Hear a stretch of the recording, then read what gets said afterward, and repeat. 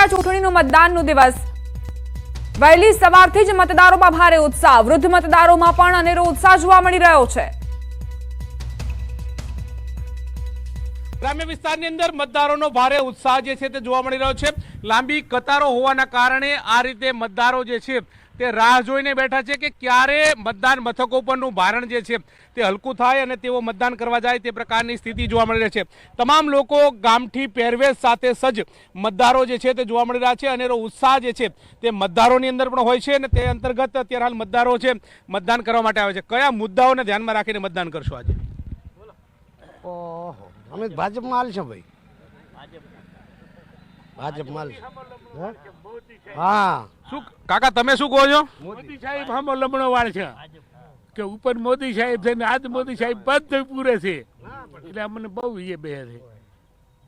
કયા કયા પ્રશ્નો છે, કયા પ્રશ્નો નિરાકરણ થાય એવું લાગી રહ્યું છે? બસ એ વાતે અમારે શાંતિ છે, તો અત્યારે પાણીની શાંતિ છે। બસ એ વાતે 2,000 રૂપિયા હાલે છે અને ચમ અમે પાછા મોદી સાહેબ કે ઈ થાય। તમે કાકા શું કહેશો? કેટલા વર્ષોથી મતદાન કરતા આવો છો, આજે બી મતદાન કરશો? પહેલા તો હતા ધોના કાંકરેજમાં, પણ અહીં મને થોડો ફેર પડ્યો એટલે અમે આયા ભાજપમાં। એટલે પાણી લાવ્યો, પાણી બોર ખારા થઈ ગયા હતા, પાણી લાવ્યો 2,000 રૂપિયા હાલે, બીજું કામ કરે અને બોર્ડનું કામ એક રાજમાં કરી નાખે ને બોર્ડના કામ થતા નહોતા। આવા કામ મોદી સાહેબે કરાયા તો અમે ભાજપ જેવું નથી કોઈને હાલવાના। ચોક્કસથી તો આ મતદારો જે છે પોતાના મનની વાત કરી રહ્યા છે, મતદાન કરવા માટે આવી રહ્યા છે, પોતાના પ્રશ્નો મુદ્દાઓને જે વાચા આપશે તેને મતદાન કરશે તે પ્રકારની વાત આ મતદારોના મુખેથી સાંભળવા મળી રહી છે। કેમેરામેન પંકજ મકવાણા સાથે ગૌતમ શ્રીમાળી, ન્યૂઝ 18 ગુજરાતી, બલોદણ, વાવ। વાવની પેટા ચૂંટણીના પડે પડના અપડેટ્સ આપના સુધી પહોંચાડતા રહીશું। હવે સમય છે અન્ય સમાચારોનો। રાજ્યના આરોગ્ય મંત્રી ઋષિકેશ પટેલ આજે મહારાષ્ટ્રથી પરત ફર્યા।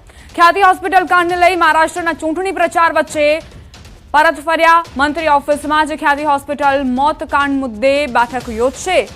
આરોગ્ય વિભાગના ઉચ્ચ અધિકારીઓ સાથે બેઠક કરશે। બેઠક બાદ આગામી નિર્ણયની ઘોષણા કરવામાં આવશે।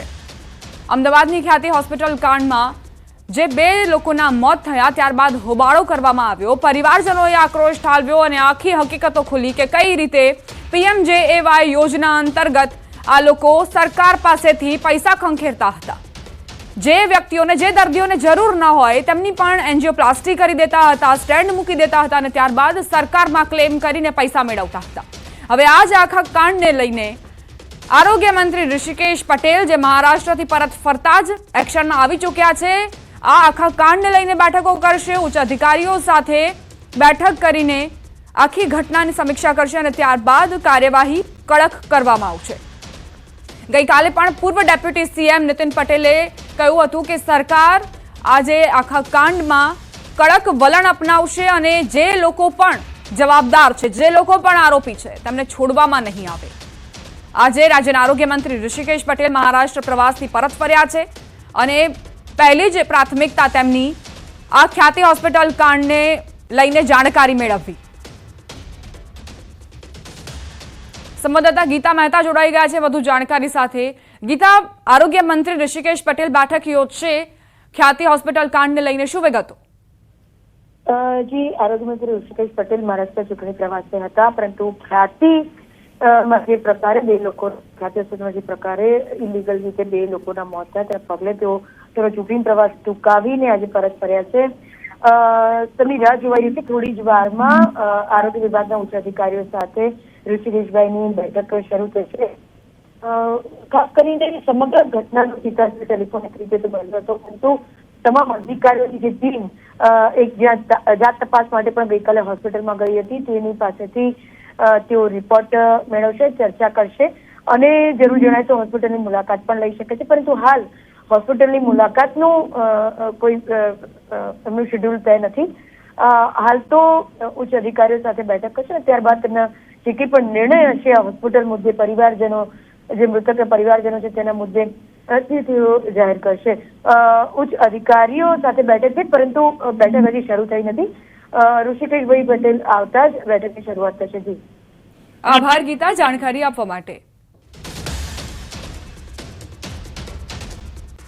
અમદાવાદની ખ્યાતિ હોસ્પિટલ કાંડને લઈને આરોગ્ય વિભાગના ઉચ્ચ અધિકારીઓ સાથે આરોગ્ય મંત્રી ઋષિકેશ પટેલની બેઠક મળવાની છે। જાણકારી મેળવવામાં આવશે કે ઘટનાક્રમ શું થયું હતું અને ત્યારબાદ કડક પગલાં લેવામાં આવશે. સરકારની નીતિ એ જ છે કે આવા લોકોને, આવા નફાખોરોને સાંખી નહીં લેવામાં આવે. અમદાવાદની ખ્યાતિ હોસ્પિટલ કાંડમાં 17 દર્દી ડિસ્ચાર્જ. ગઈકાલે રાત્રે જ તમામ દર્દીઓને ડિસ્ચાર્જ કરાયા.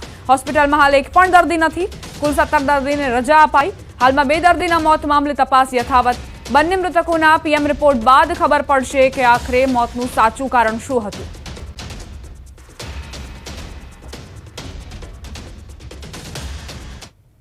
બુલેટિનમાં રોકાશે એક નાનકડા વિરામ માટે. આપ જોતા રહો ન્યૂઝ 18 ગુજરાતી.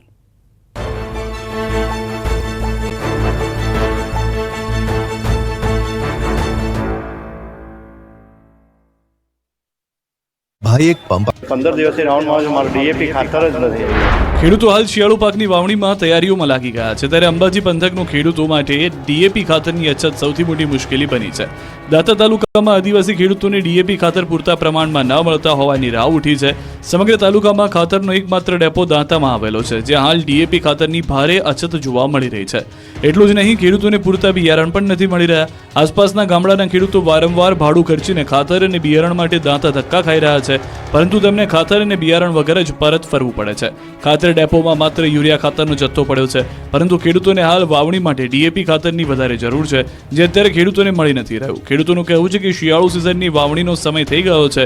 ખાતર અને બિયારણ નહીં મળે તો તેમની સિઝન બગડશે અને તેમને આર્થિક નુકસાની થશે. જેથી સરકાર ઝડપથી ખાતર અને બિયારણનો જથ્થો પૂરો પાડે. જો સમયસર ખાતરની સમસ્યાનો હલ નહીં કરાય તો શિયાળાની સાથે સાથે ઉનાળુ સિઝન પર પણ તેની અસર વર્તાશે અને ખેડૂતોને ભારે મુશ્કેલી વેઠવાનો વારો આવશે. સમગ્ર ગુજરાતમાં રક્તદાનમાં સુરત આગળ પડતું છે, પરંતુ હાલ સુરતમાં જ લોહીની અછત વર્તાઈ રહી છે. સુરતમાં દરરોજ 600 યુનિટ લોહીની જરૂર હોવાની સામે માત્ર 200 યુનિટ જ આવક છે. તેની પાછળ દિવાળી વેકેશનનું કારણ માનવામાં આવી રહ્યું છે. દિવાળીના તહેવારોમાં સુરતમાંથી મોટી સંખ્યામાં લોકો પોતાના વતન જવા નીકળી ગયા છે, જેના કારણે બ્લડની આવકમાં ઘટાડો નોંધાયો. આમ તો સુરત શહેર દાનની ભૂમિ કહેવાય છે. દેશભરમાં કોઈ પણ સમસ્યા હોય ત્યારે જરૂરી સુરતી લાલાઓ આગળ હોય છે. સામાન્યપણે સુરતમાં પણ અલગ અલગ વિસ્તારોમાં દરરોજ કોઈને કોઈ જગ્યા પર રક્તદાન કેમ્પ થતા હોય છે અને સુરત સાથે ગુજરાતમાં દર્દીઓને પૂરતા પ્રમાણમાં લોહી મળી રહે છે. વરાછાના લોક સમર્પણ રક્તદાન કેન્દ્રમાં 160 યુનિટ રક્તની જાવક સામે ખૂબ ઓછા રક્તની આવક થઈ રહી છે. રક્તની અછત અને દર્દીઓને હાલાકીને કારણે સંચાલકો પણ ચિંતામાં મુકાયા છે. સુરત બ્લડ બેંકમાં લોહીની અછત સર્જાતા હોસ્પિટલમાં દર્દીઓને ભારે મુશ્કેલીનો સામનો કરવો પડી રહ્યો છે. બ્લડ બેંક તરફથી સુરતવાસીઓને રક્તદાન કરવા અપીલ કરવામાં આવી રહી છે, જેથી જરૂરિયાતમંદ દર્દીઓને સમયસર બ્લડ મળી રહે. દિવાળીના વેકેશનમાં રાજ્યમાં રોગચાળો હવે માથું ઉચકી રહ્યો છે. નવેમ્બર મહિનામાં શરૂ થયો હોવા છતાં રાજ્યમાં ઠંડીનો ચમકારો શરૂ નથી થયો, જેના કારણે બેવડી ઋતુનો અનુભવ થઈ રહ્યો છે. દિવસે ગરમી અને રાત્રે ઠંડીનો અહેસાસ